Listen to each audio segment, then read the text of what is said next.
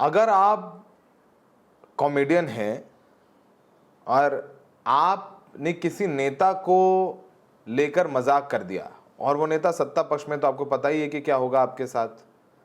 दनादन FIR होंगी, गिरफ्तारी की कोशिश होंगी, आपके स्टूडियो की तोड़फोड़ कर दी जाएगी, उदाहरण के लिए कुणाल कामरा। लेकिन अगर आप बाबा हैं और वोट बैंक प्रभावित कर सकते हैं, भले ही क्यों ना आपने बलात्कार किया हो, कोर्ट ने दोषी करार दिया हो, भले ही क्यों ना आपने हत्या की हो, कोर्ट ने दोषी करार दिया गया हो, भले ही कोर्ट ने आपको 20 साल की सजा दी हो, लेकिन चूंकि आप वोट बैंक प्रभावित कर सकते हैं, इसलिए आपको दनादन पैरोल और फरलो मिलेगी। हम बात कर रहे हैं बाबा राम रहीम। बाबा राम रहीम को फिर से 21 दिन की फरलो मिल गई है। बाबा राम रहीम रोहतक की सुनेरिया जेल में बंद हैं, 20 साल की सजा काट रहे हैं बलात्कार और हत्या के आरोप में।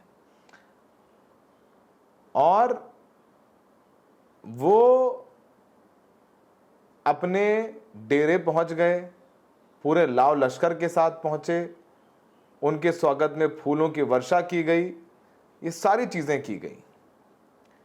आपको बताएं कि राम रहीम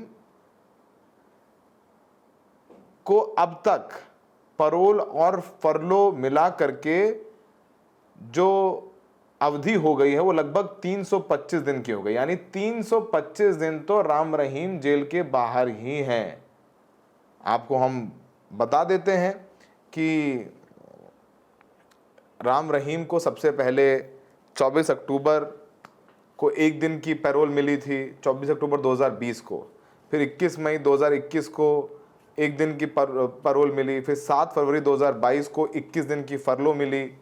2022 को याद कर लीजिए, पंजाब में चुनाव थे।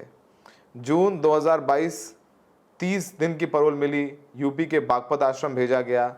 24 अक्टूबर राम रहीम को 40 दिन की पैरोल दे दी गई। 2022 बागपत आश्रम में रहा, उसने इस दौरान म्यूजिक वीडियो भी जारी किए।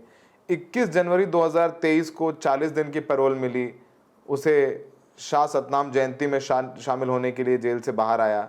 20 जुलाई 2023 को 30 दिन की पैरोल मिली, जेल से बाहर आया। 21 नवंबर 2023 को फिर 21 दिन की फरलो मिली। 19 जनवरी लोकसभा चुनाव का दौर आ गया, देखिए 19 फरवरी 2024 को 50 दिन की फरलो मिल गई। फिर 13 अगस्त आपको याद होगा 2024 हरियाणा चुनाव नज़दीक था, तो 21 दिन की फरलो मिल गई। 2 अक्टूबर 2024 राम रहीम को 20 दिन की पैरोल मिली।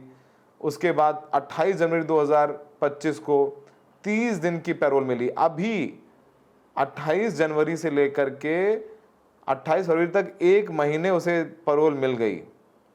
और फिर 9 अप्रैल 2025 को 21 दिन की फरलो उनको मिल गई। यानी अब तक 20 साल की सज़ा काट रहे हैं, 325 दिन तो वो जेल से बाहर ही हैं। ऐसी विशेष कृपा इन पर क्यों हो रही है, हम सब इस पर चर्चा बहुत कर चुके हैं, क्योंकि वो किस तरीके से वोट बैंक को प्रभावित करते हैं। हरियाणा में बीजेपी की सरकार है और पैरोल और फरलो निर्धारित करते हैं राज्य की जेल अथॉरिटीज़ और गृह विभाग।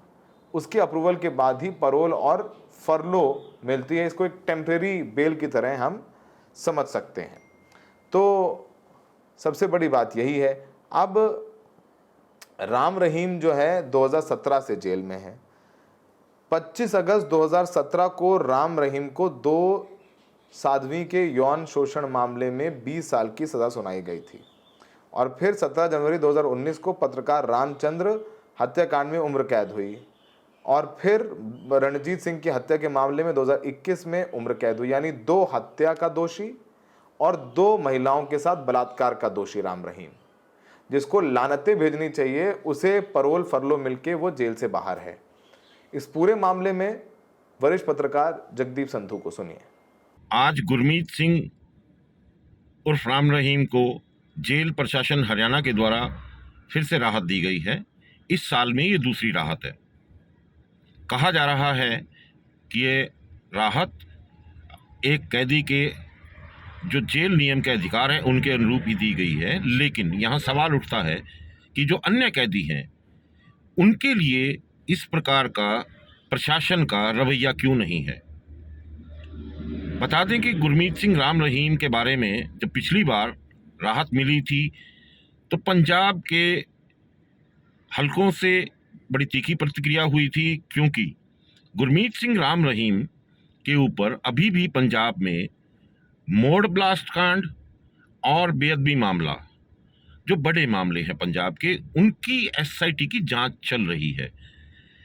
एसआईटी के पूर्व अध्यक्ष, पूर्व आईजी पंजाब के रणबीर सिंह खट्टर ने भी उस वक्त ये प्रतिक्रिया जाहिर की थी और आपत्तियां जाहिर की थी कि जो जांच चल रही है उसमें बहुत से साक्ष्य सिरसा डेरा से संबंधित हैं, जिनमें आशंका है कि राम रहीम के वहां पहुंचने के बाद वो साक्ष्य नष्ट किए जा सकते हैं, जिनको अभी केस में लिया जाना आवश्यक है। हालांकि पिछली बार 10 दिन राम रहीम को अपने डेरे में रुकने की इजाज़त मिली थी, उसके बाद उसको बागपत के डेरे में जाने के आदेश थे, लेकिन अब की बार कहा जा रहा है कि 21 दिन की जो राहत है उसके दौरान गुरमीत सिंह राम रहीम अपने डेरे पे रहेगा।